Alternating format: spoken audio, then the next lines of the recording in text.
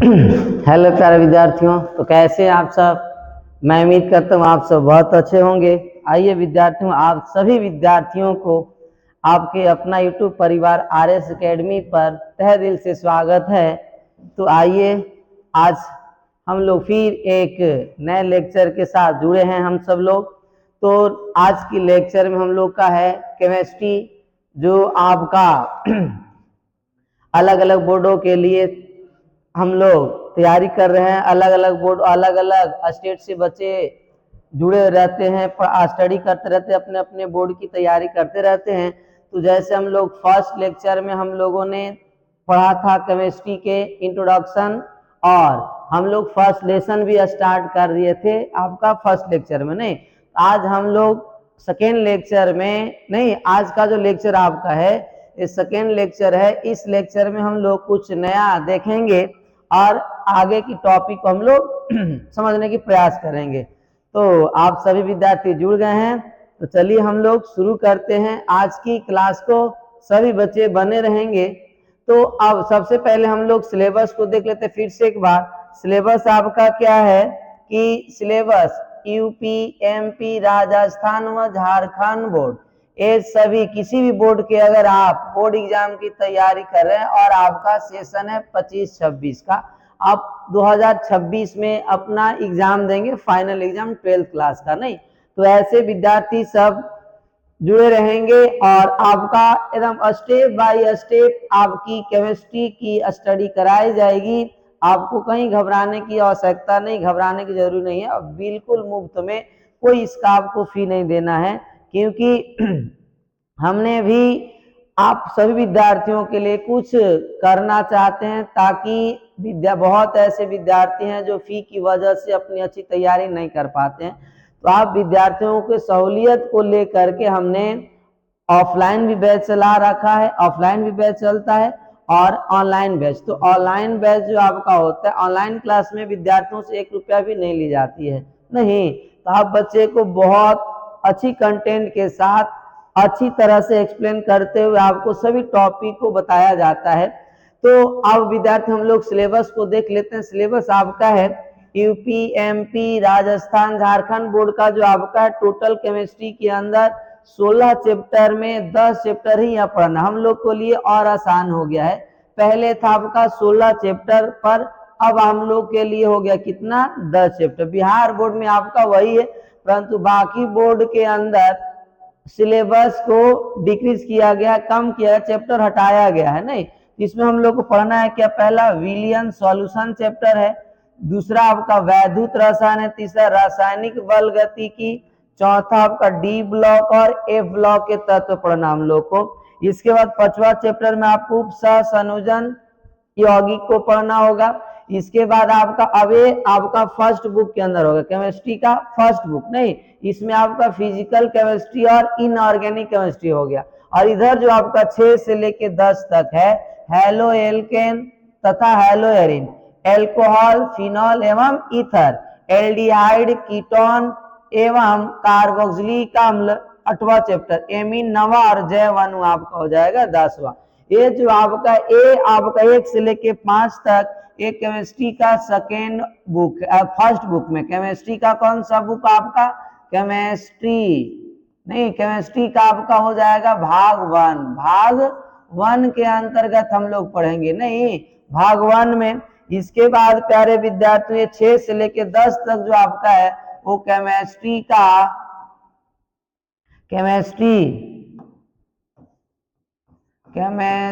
के आपका भाग 2, नहीं, भाग 2 में हम लोग पढ़ेंगे ये 6 चैप्टर जो आपका ऑर्गेनिक केमिस्ट्री के अंतर्गत आता है, कार्बनिक रसायन, और ये आपका है भौतिक रसायन और अकार्बनिक रसायन, ये आता हम लोग को। नहीं, तो ये था हम लोग का सिलेबस किसका, एमपी बोर्ड का, यूपी बोर्ड का, एमपी बोर्ड का, राजस्थान और झारखंड बोर्ड के लिए। नहीं, जो हम लोग 25-26 की तैयारी कर रहे हैं, 25 में तैयारी कर रहे हैं, 26 में हम लोग एग्जाम देंगे बहुत हंसी खुशी से, बहुत अच्छी तरीका से।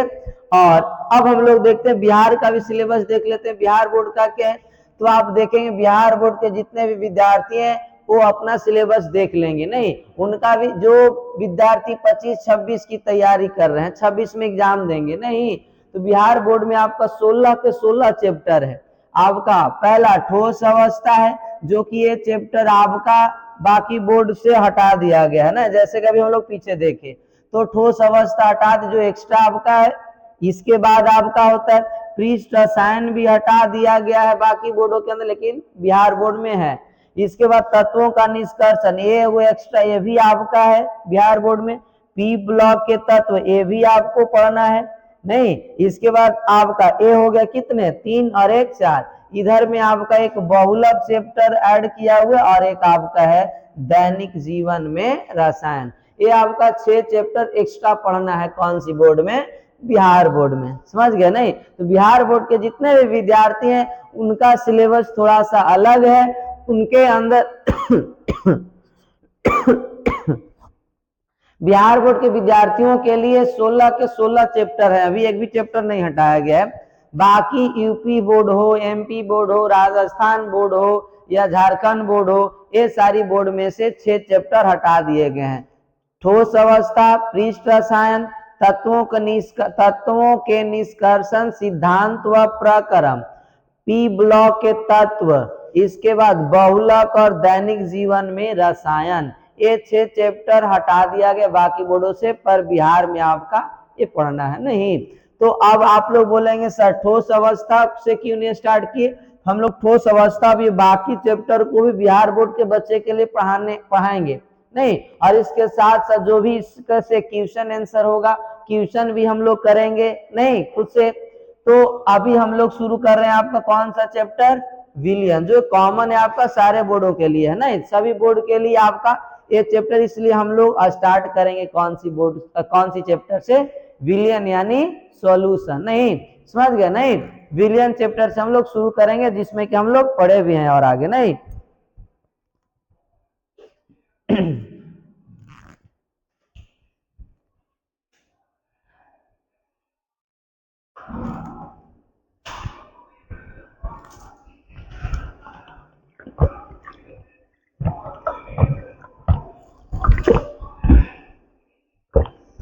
शांत कलम, चलिए पानी पी ले रहे थे थोड़ा सा। चलिए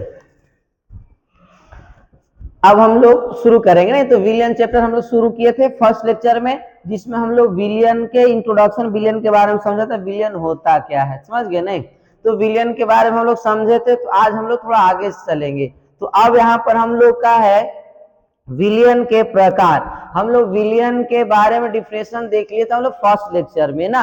अगर आप पहला लेक्चर नहीं देखे तो उस लेक्चर को आप अवश्य देखें, तभी आगे आपको क्लियरिटी हो पाएगा, आपको समझ में आ पाएगा, समझ गए। नहीं तो हम लोग विलियन का डिफिनेशन पीछे देख लिए थे। क्या पढ़े थे हम लोग कि 2 या 2 से अधिक पदार्थों के समांगी मिश्रण को ही क्या कहा जाता है, विलियन कहा जाता है, यानी कि सॉल्यूशन कहा जाता है। तो डिफिनेशन हम लोग फर्स्ट लेक्चर में ही चर्चा कर लिए थे।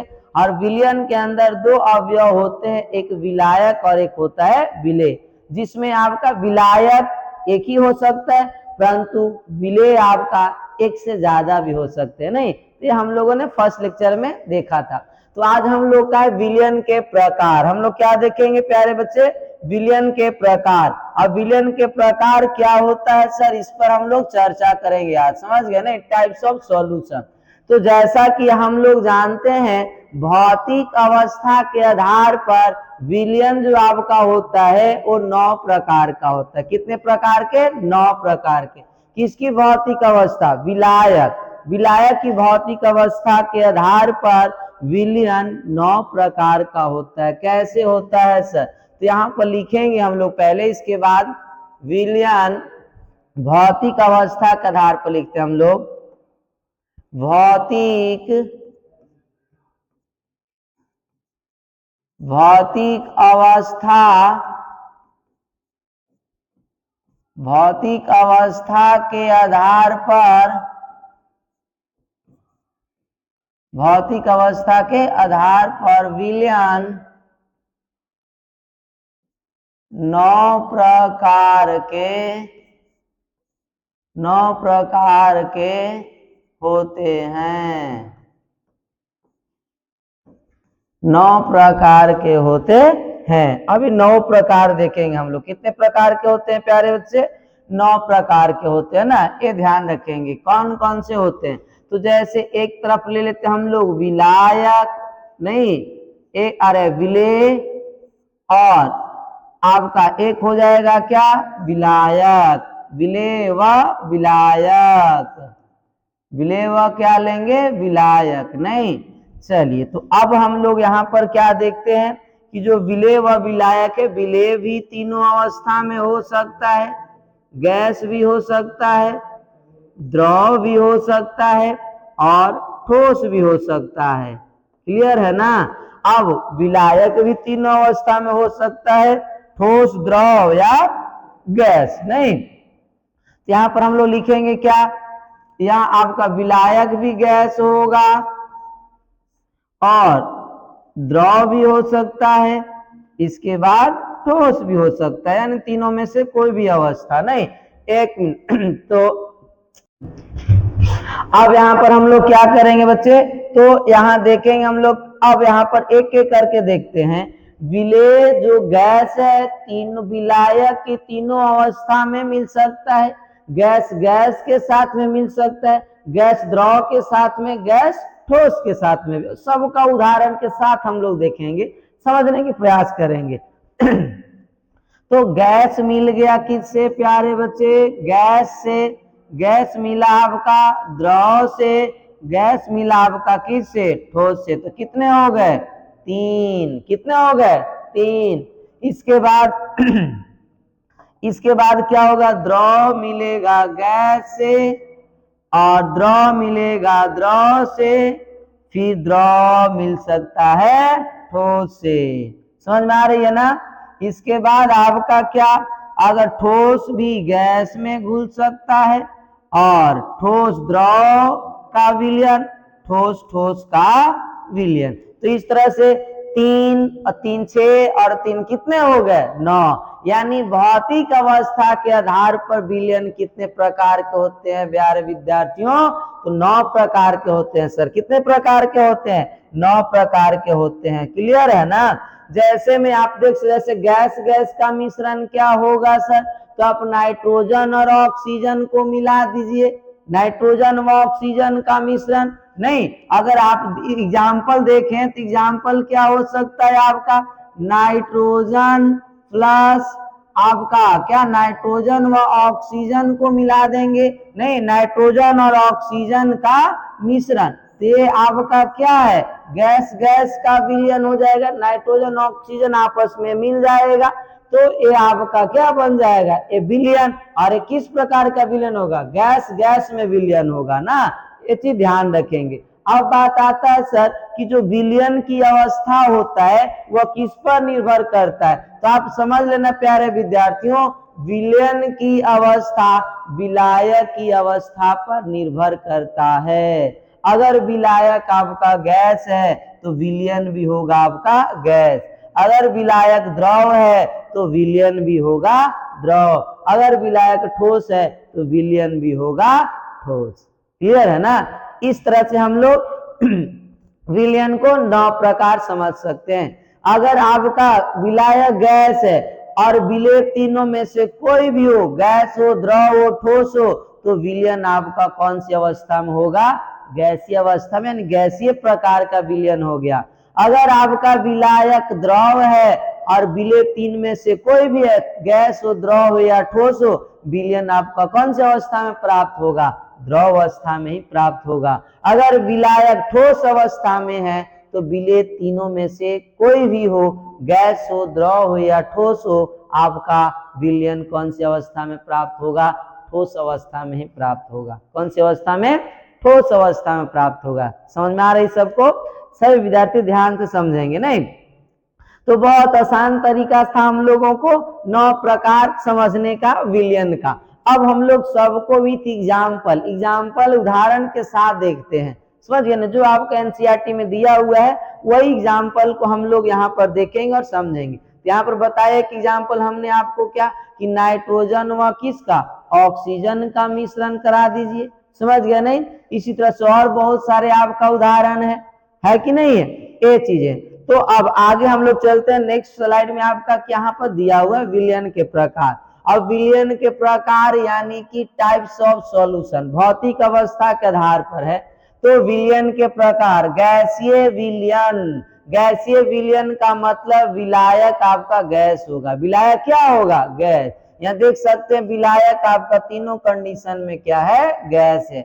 विलेय गैस, विलायक भी गैस। तो आपका विलयन कौन सी अवस्था में होगा? गैसीय। यानी किस प्रकार का विलयन होगा? गैसीय प्रकार का विलयन होगा। समझ गए नहीं?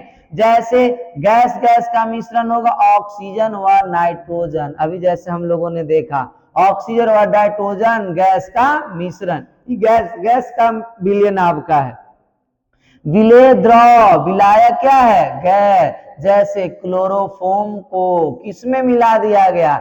नाइट्रोजन गैस में, जो कि क्लोरोफॉर्म आपका द्रव है और नाइट्रोजन क्या है? गैस। इसका मिश्रण एक किसका उदाहरण है? गैसीय विलयन का। मतलब द्रव के गैस में विलेयता का ना। विलेय यानी द्रव किसमें घुला हुआ है? गैस में। आपका ठोस का गैस में विलयन, जैसे कपूर, आप लोग जानते हैं कपूर के बारे में, समझ गए नहीं? कपूर एक ऊर्ध्वपातित ठोस पदार्थ है, समझ गए ना? तो कपूर का नाइट्रोजन गैस में विलयन। कपूर को किस में मिलाया गया? नाइट्रोजन में, क्योंकि कपूर एक प्रकार का ठोस पदार्थ है और नाइट्रोजन आपका गैस पदार्थ है। समझ में आ रहा है ना? ये चीजें। उसी के प्रकार आपका है द्रव्य विलयन। द्रव्य विलयन में आपका विलय तीनों अवस्था में, परंतु विलायक आपका कौन सी अवस्था में होगा? द्रव ही होगा प्यारे विद्यार्थियों। क्या होगा? द्रव होगा ना। तो आपका गैस का द्रव में, जैसे जल क्या है? द्रव, और ऑक्सीजन क्या है? गैस। तो आपका जल में घुली हुई ऑक्सीजन, अर्थात द्रव में कौन घुला हुआ है? गैस। द्रव में कौन घुला हुआ है? गैस घुला हुआ है। जल में घुली हुई ऑक्सीजन। जल एक द्रव पदार्थ है, ऑक्सीजन एक प्रकार का गैसीय पदार्थ है, गैस है। समझ गए नहीं? इसके बाद आपका विलयन द्रव है और विलायक भी आपका द्रव। तो द्रव द्रव का आपका विलयन हो गया, जैसे जल में घुली हुई एथेनॉल। जल में घुली हुई एथेनॉल, यानी जल हो जाएगा विलायक जो द्रव अवस्था में, एथेनॉल हो जाएगा विलेय, जो कि ये भी कौन सी अवस्था में है? द्रव अवस्था में है। क्लियर है ना? बहुत अच्छे आपका एग्जाम्पल भी है इसमें, और आपको बहुत अच्छे से समझाया गया भी है, आप समझ सकते हैं इसे नहीं। और उदाहरण आप अवश्य याद रखेंगे ना, एग्जाम्पल आपका बहुत जरूरी है। इसके बाद है प्यारे विद्यार्थियों क्या? आपका विलेय ठोस हो, विलायक द्रव, जैसे जल में घुला हुआ ग्लूकोज।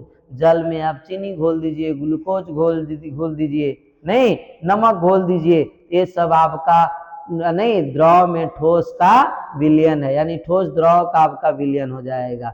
और ये भी आपका कौन सी अवस्था में? द्रवीय अवस्था में विलायक विलयन प्राप्त होगा, जो कि द्रव्य विलयन लिखा हुआ है नहीं, जल में घुली हुई ग्लूकोज। इसके बाद आपका ठोस विलयन। अब विलयन ठोस अवस्था में, मतलब विलायक आपका क्या होगा साथियों? ठोस होगा। क्या होगा? ठोस होगा ना। विलेय आपका गैस है और विलायक ठोस, जैसे हाइड्रोजन का पैलेडियम में विलयन, मतलब हाइड्रोजन का किसमें मिलाया गया? पैलेडियम में, नहीं ये चीज। इसके बाद द्रव को किस में? ठोस में। पारे का सोडियम के साथ अमलगम, मतलब पारे आपका, पारा एक द्रव है और सोडियम क्या है?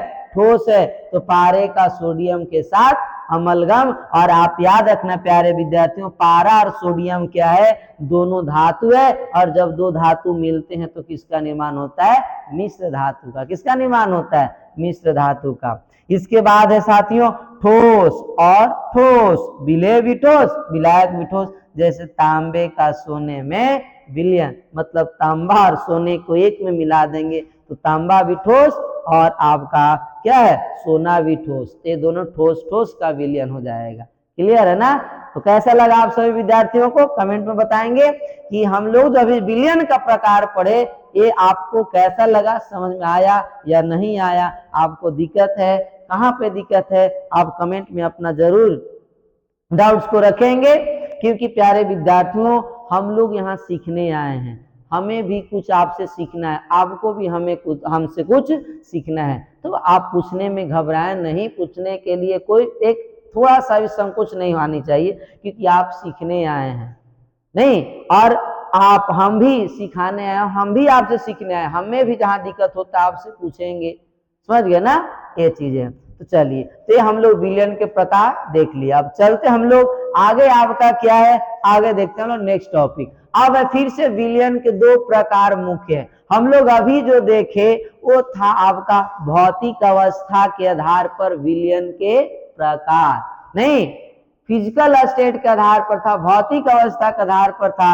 परंतु अब यहाँ फिर से कह रहा है कि सर आपका है विलयन के प्रकार फिर आ गया। तो हाँ साथियों, मुख्य प्रकार दो ही होता है, ऐसे 9 देखे हम लोग, लेकिन इसका मेन जो आपका टाइप्स है वो आपका दो ही है ना, मेन टाइप्स ऑफ सॉल्यूशन। नहीं कितना होता है, दो ही होता है आपका। अब कौन कौन होता है सर, यहाँ देखेंगे हम लोग। तो आपका और एक किसके आधार पर होता है, विलेय पदार्थ के, आपका जो विलेय पदार्थ होता है वह विलायक में क्या होता है, घुलता है। तो उसके घुलने के आधार पर आपका क्या किया जाता है, विलयन का दो प्रकार होता है ना। विलेय के घुलनशीलता के आधार पर आपका विलयन कितने प्रकार के होते हैं, 2 प्रकार के होते हैं। कौन कौन होता है सर, तो आप देखेंगे यहाँ पर विलयन जो होता है प्यारे विद्यार्थियों 2, वो आपका होता है कौन कौन, ये होते हैं, आप ध्यान से समझेंगे। एक आपका होता है, एक आपका होता है कौन सा, संतृप्त विलयन। कौन होता है साथियों, संतृप्त विलयन। कौन होता है, संतृप्त विलयन। कौन होता है, संतृप्त विलयन होता है ना, सैचुरेटेड सॉल्यूशन होता है। और दूसर का जो होता है साथियों वो आपका असंतृप्त विलयन, संतृप्त विलयन ना, असंतृप्त विलयन होता है। संतृप्त विलयन और असंतृप्त विलयन, समझ में आया ना। यही 2 मुख्य प्रकार है किसका साथियों, आपका विलयन का। किसका है, विलयन का है आपका, समझ गए ना।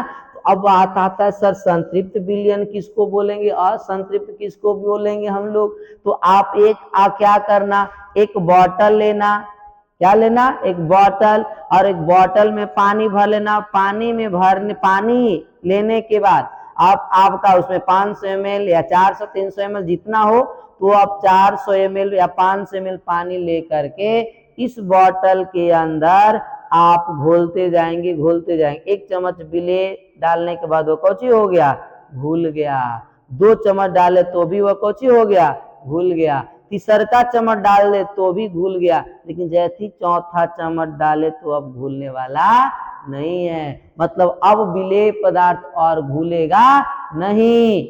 मतलब जितना घुलना तो पूर्ण रूप से घुल गया, अब घुलने वाला नहीं है।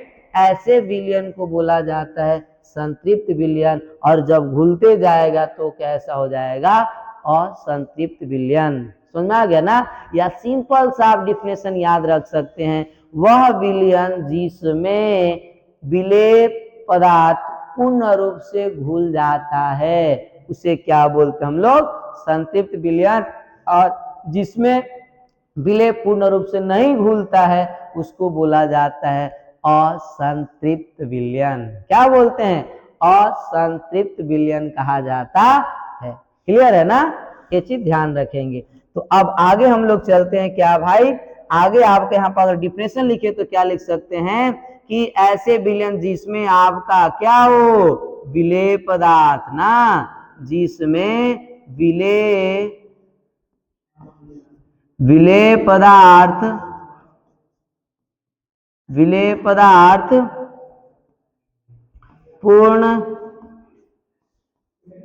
पूर्ण रूप से घुल जाता है, उसको क्या बोलेंगे हम लोग, संतृप्त विलयन। और यदि पूर्ण रूप से नहीं घुलता है तो उसे क्या बोलते हैं हम लोग, असंतृप्त विलयन, अनसैचुरेटेड सॉल्यूशन। यहाँ लिखेंगे क्या हम लोग, वह विलयन जिसमें विलेय पदार्थ कौन सी साथियों? विलेय पदार्थ ना, विलेय पदार्थ, विलेय पदार्थ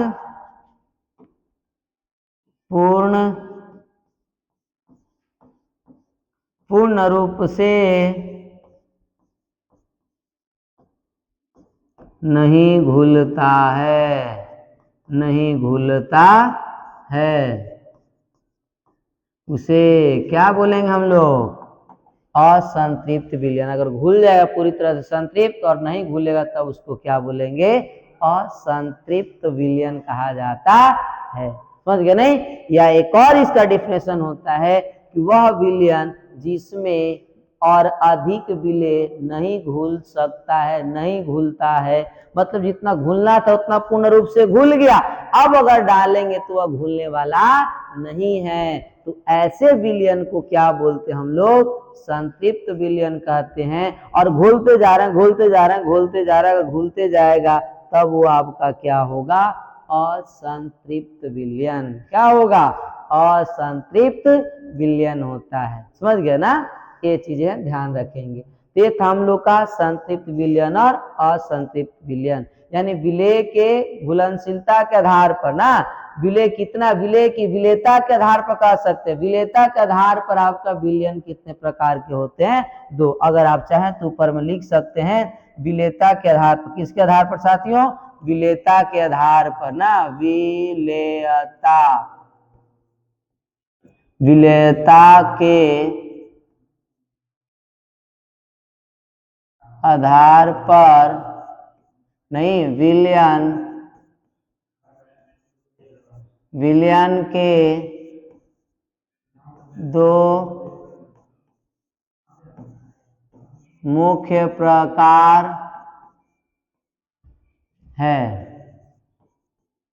कौन कौन है? एक संतृप्त और एक असंतृप्त है। क्लियर है ना ये चीज? अब विलेयता क्या होता है सर? विलेयता का मतलब आप विलायक में कितना विलेय घुले हैं, जितना विलेय घुला है उसकी अधिकतम मात्रा, अब वो नहीं घुलने वाला है, जितना घुलना था उतना घुल गया, तो उसी को विलेय की अधिकतम घुली हुई अधिकतम मात्रा को ही क्या बोलते हैं भाई? विलेयता कहते हैं। क्या बोलेंगे? विलेयता कहते हैं। क्लियर है ना?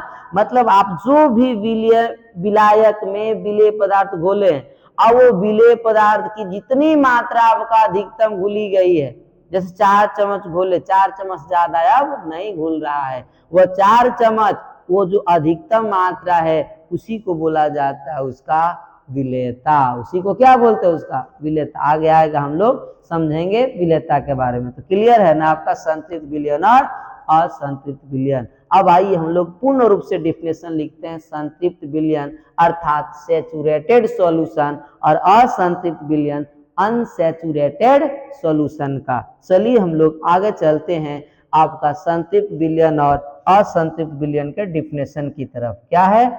चलिए, तो संतृप्त विलयन और असंतृप्त ना, तो सैचुरेटेड सॉल्यूशन और दूसरा का हम लोग का है अनसैचुरेटेड सॉल्यूशन। कैसा लग रहा है साथियों आप लोग को?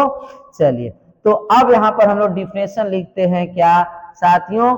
आपका संतृप्त विलयन का। क्या लिखेंगे? संतृप्त विलयन का। तो लिखेंगे वह विलयन, वह विलयन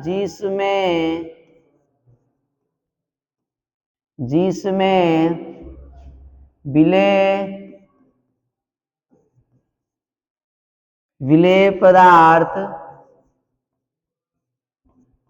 विलेय पदार्थ पूर्ण रूप से घुल जाता है, पूर्ण रूप से घुल जाता है ना, पूर्ण रूप से घुला हुआ रहता है, उसे क्या कहते हैं हम लोग? उसे संतृप्त विलयन कहते हैं। क्या कहते हैं भाई? संतृप्त विलयन कहते हैं। क्लियर है ना कि विलयन में जो है वह विलयन जिसमें विलेय पदार्थ पूर्ण रूप से क्या हो जाता है, घुल जाता है, उसी को बोलते हैं हम लोग संतृप्त विलयन कहते हैं, संतृप्त विलयन कहा जाता है। या अगर और आपका डिफिनेशन लिखना हो तो आप लिख सकते हैं वह विलयन जिसमें और अधिक विलेय पदार्थ नहीं घुल सकता, जितना घुलना था उतना घुल गया ना, ये चीज ध्यान रखना। और उसकी मात्रा भी और विलायक के आयतन और आपका तापमान ये भी स्थिर होना चाहिए। अगर तापमान और विलायक की आयतन अगर बढ़ाएंगे तो आपका वो सैचुरेटेड सॉल्यूशन नहीं बनेगा, नहीं, ये चीज ध्यान रखेंगे हम लोग। चलिए तो ये और डिफिनेशन चाहे तो भी लिख सकते हैं कि वह विलयन जिसमें और अधिक विलेय पदार्थ नहीं घुल सकता उसे क्या बोलते हैं हम लोग, संतृप्त। तो लिख देते हैं उसको भी, कोई बात नहीं है। चलिए यहाँ करके आप लिख लेंगे इसको भी, जो आपको आसान लगे वो डिफिनेशन आप लिख सकते हैं एग्जाम में ना। चलिए तो लिखेंगे वह विलयन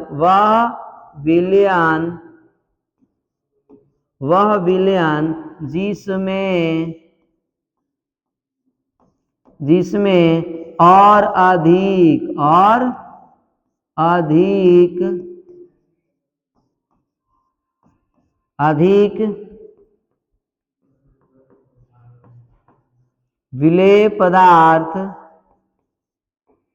विलेय पदार्थ नहीं घोला जा सकता है,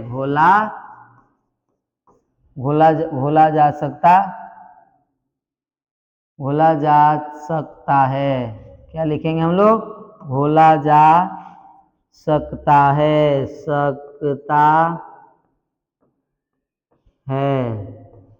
उसे क्या कहेंगे, उसे संतृप्त विलयन बोलेंगे। क्या बोलेंगे, संतृप्त विलयन कहते हैं, संतृप्त विलयन कहते हैं।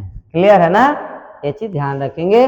तो अब आपका अत्यधिक और विलेय पदार्थ नहीं घुल सकता उसको क्या बोलेंगे हम लोग, संतृप्त विलयन। लेकिन यहाँ पर कंडीशन होना चाहिए, आपका विलायक का आयतन और उस विलयन के जो तापमान होगा वो स्थिर होना चाहिए ना, वो तापमान विनिश्चित, आयतन विनिश्चित, तभी आपका सैचुरेटेड संतुलित संतृप्त विलयन तैयार हो सकता है। तो क्लियर हो गया संतृप्त विलयन। चलिए तो बहुत आसान लैंग्वेज में हम लोग लिखे हैं डिफिनेशन, समझ गए नहीं। इसे लिखना चाहे तो बड़ा करके भी लिख सकते हैं, लेकिन आपको कंफ्यूजन हो जाएगा, जल्दी से याद नहीं रहेगा, ये चलता है इतना न भी लिख सकते हैं। इसमें से दोनों में से कोई एक डिफिनेशन आप लिख सकते हैं। चलिए तो अब आगे चलते हम लोग, आगे आपका क्या है, आगे हम लोग का है साथियों असंतृप्त विलयन। कौन सा विलयन है भाई, असंतृप्त विलयन है। कौन सा विलयन है, असंतृप्त। इसका जस्ट अपोजिट हो जाएगा वह विलयन जिसमें विलेय पदार्थ पूर्ण रूप से नहीं घुलता है, उसे क्या कहते हैं हम लोग, असंतृप्त विलयन। आइए लिखते हैं बिना देर किए हुए, हम लोग लिखेंगे वह विलयन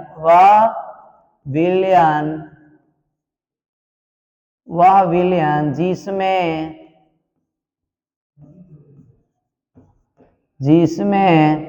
विलेय पदार्थ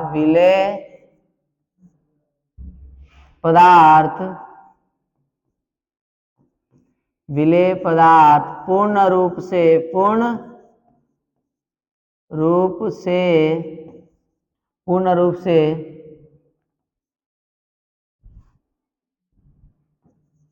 नहीं घुलता है, उसे क्या कहेंगे हम लोग, उसे असंतृप्त विलयन कहते हैं, अनसैचुरेटेड सॉल्यूशन ना, असंतृप्त विलयन कहते हैं। कोई दिक्कत, चलिए तो ये हम लोग का हो गया असंतृप्त विलयन। क्लियर होगा डिफिनेशन ना, बहुत आसान तरीका से आप याद रख सकते हैं। तो संतृप्त और असंतृप्त विलयन हम लोगों ने समझा, और ये वाला डिफिनेशन भी इसमें लिख सकते हैं, वह विलयन जिसमें और अधिक विलेय पदार्थ घुल सकते हैं उसे क्या बोलेंगे, असंतुलित विलयन। अरे सॉरी असंतृप्त विलयन, समझ गया ना। चलिए तो यहाँ करके आप लिखना चाहें तो लिख सकते हैं भाई, क्या वह विलयन, वह विलयन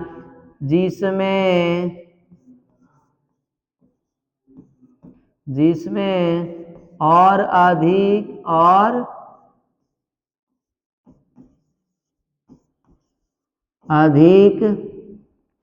विलेय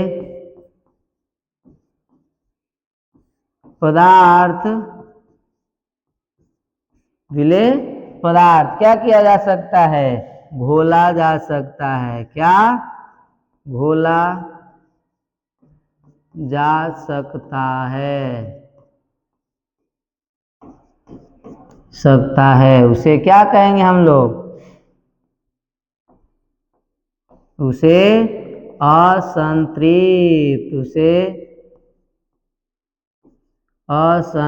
विलयन कहते हैं,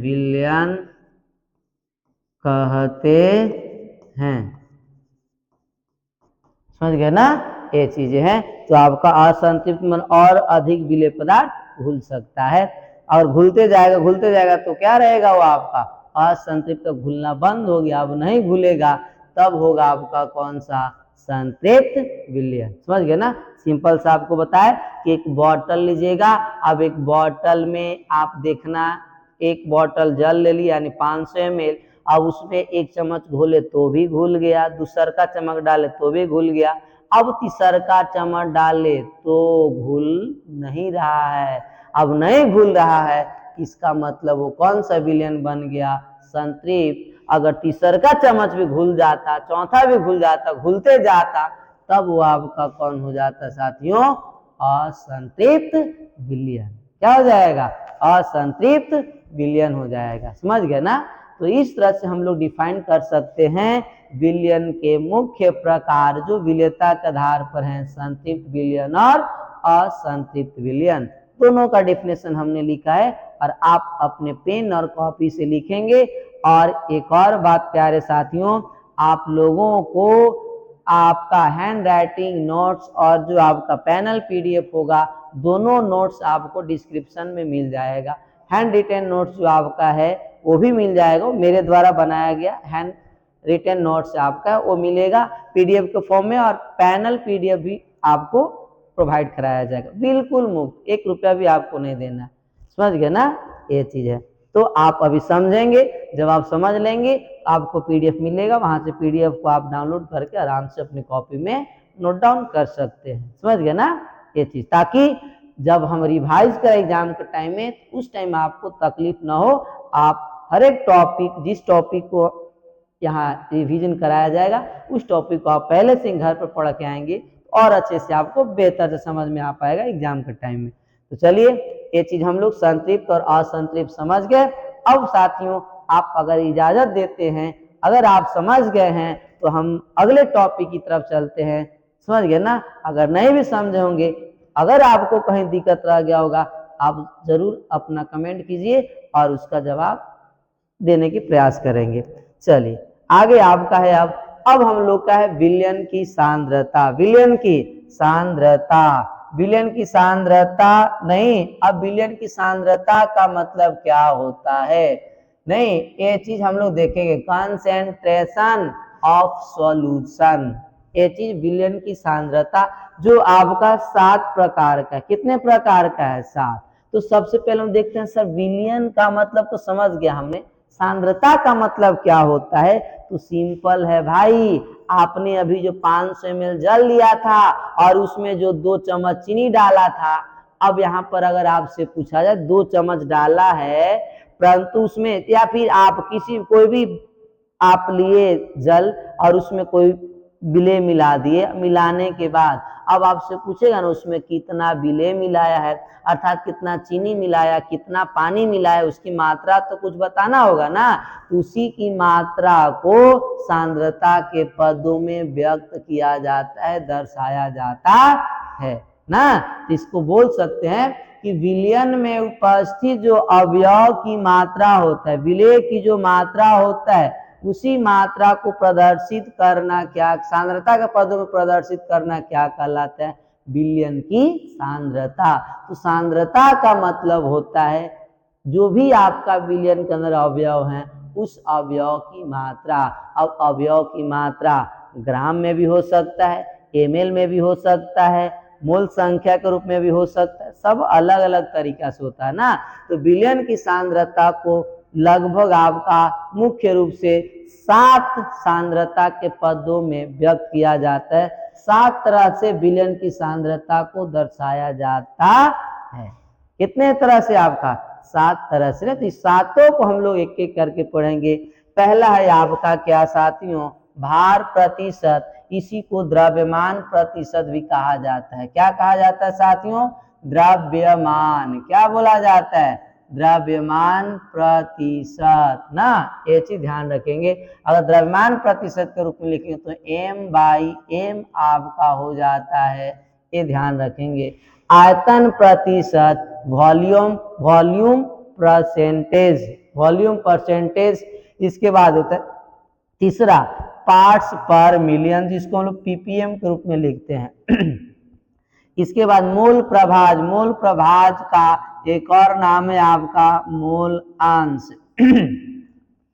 क्या नाम है, मोल अंश। क्या नाम है, मोल अंश ना, ये चीज ध्यान रखेंगे। इसे भी x अर्थात काई से रिप्रेजेंट किया जाता है। पांचवा है साथियों मोलरता, छठा है आपका मोललता, सातवां है नॉर्मलता। इस तरह से 7 पदों में विलयन की सांद्रता को प्रदर्शित किया जाता है, दर्शाया जाता है। समझ गए ना ये चीजें। तो टाइम आज हो गया है, तो आज हम लोग टाइम थोड़ा कंप्लीट हो गया है, टाइम थोड़ा सा ज्यादा हो गया है। तो अब यहाँ तक हम लोग, अब अगले लेक्चर जब में हम लोग आएंगे, अगले लेक्चर में इसी टॉपिक को हम लोग एक्सप्लेन करेंगे विथ एग्जाम्पल। मतलब इस टॉपिक का डिफाइंड भी करेंगे हम लोग, डिफिनेशन भी लिखेंगे, समझेंगे भी, और इससे जो भी आपका न्यूमेरिकल आता है तो न्यूमेरिकल करने का प्रयास करेंगे हम लोग। और जैसा कि आपको पता है साथियों, अभी जो हम लोग सॉल्यूशन चैप्टर स्टार्ट किए हैं, ये आता है भाई भौतिक रसायन के अंतर्गत। किसके अंतर्गत आता है भाई, भौतिक रसायन। किसके अंतर्गत आता है, भौतिक रसायन के अंतर्गत आता है, यानी फिजिकल केमिस्ट्री। क्या साथियों, फिजिकल केमिस्ट्री, फिजिकल केमिस्ट्री। और फिजिकल केमिस्ट्री के अंतर्गत ही आपका न्यूमेरिकल अर्थात आंकिक प्रश्न आते हैं। बाकी ऑर्गेनिक और इनऑर्गेनिक केमिस्ट्री है, उसमें आपका न्यूमेरिकल नहीं आता है, उसके अंतर्गत न्यूमेरिकल नहीं मिलेगा। केवल आपको मिलेगा किसके अंदर, फिजिकल केमिस्ट्री, जो अभी हम लोग पढ़ रहे हैं ना, भौतिक रसायन के अंतर्गत। तो इससे न्यूमेरिकल भी आते हैं एग्जाम में, इनका डिफाइंड यानी डिफिनेशन भी पूछा जाता है, परिभाषा भी पूछा जाता है। तो इसका परिभाषा के साथ साथ हम लोग एग्जाम्पल को भी देखते चलेंगे। समझ गए ना, मतलब आपके एग्जाम के लिए बेहतर से बेहतर तैयारी कराने का प्रयास करेंगे। और साथियों, प्यारे विद्यार्थियों, आप सब से भी रिक्वेस्ट है कि आप भी अपनी एग्जाम की तैयारी बहुत ईमानदारी से कीजिए। मेहनत और संघर्ष हमेशा आप जारी रखिए, क्योंकि लोग संघर्ष से ही महान बनते हैं। चेहरे की चमक से कुछ नहीं होता है, आपकी मेहनत से जो चमक आती है, उसका जो आपका निखार होता है, उसके जो गुण गाते हैं लोग, वो अलग तरीका, उसका अलग ही अंदाज होता है। इसलिए आप मेहनत कीजिए।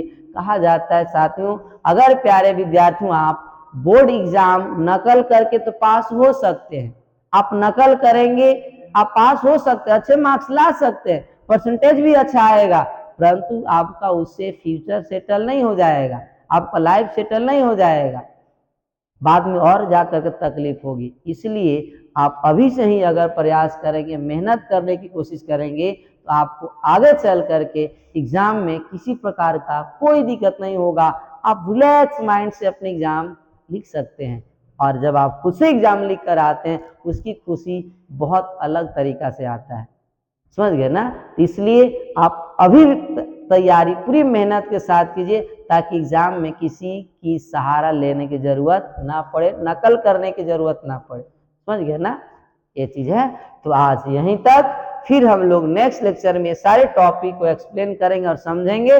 तब आप सभी विद्यार्थियों को मेरे साथ इतने देर तक बने रहने के लिए और इतने प्यार देने के लिए आप सभी विद्यार्थियों को बहुत बहुत धन्यवाद, दिल से धन्यवाद। आप सभी विद्यार्थियों के लिए पूरे साल हम पूरी एनर्जी के साथ मेहनत करने के लिए तैयार हैं और आप लोग भी अपनी तैयारी को लेकर पूरी ऊर्जा के साथ लगे रहिए, बने रहिए। चलिए फिर मिलते हैं हम लोग अगले वीडियो में।